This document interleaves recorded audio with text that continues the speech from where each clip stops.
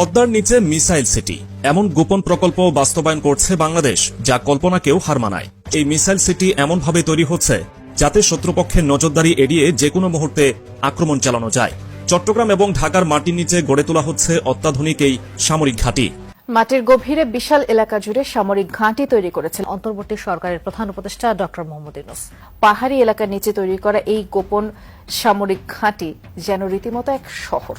এবার স্বৈরাচারের প্রেতাত্মাদের জন্য একটা দুঃসংবাদ হলো এই প্রথমবারের মতন বাইরে কলিজা কাহারে বলে কত প্রকার কি এটার একটা প্রমাণ দিয়েছে আমাদের ডক্টর মোহাম্মদ ইউনূস। কি এমন মেশিন আসলো যেটা দিয়া এতগুলা সিকিউরিটি লেয়ারকে ফাইরা চাঞ্চল্যকর অবস্থা সমুদ্রে উঠেছে তুফান, আর সেই তুফান ওঠানোর যারা মূল নায়ক আমাদের। আমি হাতে নাতে দেখাতে চাই আপনাদেরকে পরিণতিটা কতটা ভয়ঙ্কর যাচ্ছে ভারতের জন্য।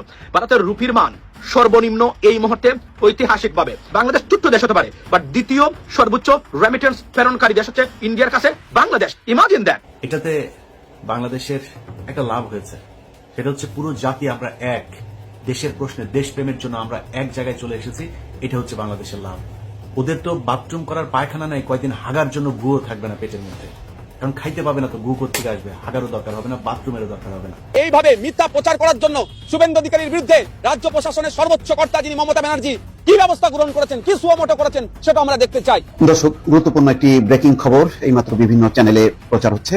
সেটি হচ্ছে প্রধান উপদেষ্টা ইউরোপীয় ইউনিয়নভুক্ত 27টি দেশের রাষ্ট্রদূতের সঙ্গে বৈঠক করবেন। বাংলাদেশের জন্য, বাংলাদেশের জনগণের জন্য বড় কোনো সুখবর আসছে, অতএব এটা নিশ্চিত বাংলাদেশের জন্য বড় কিছু করতে যাচ্ছে। দর্শক, এবার ঠিক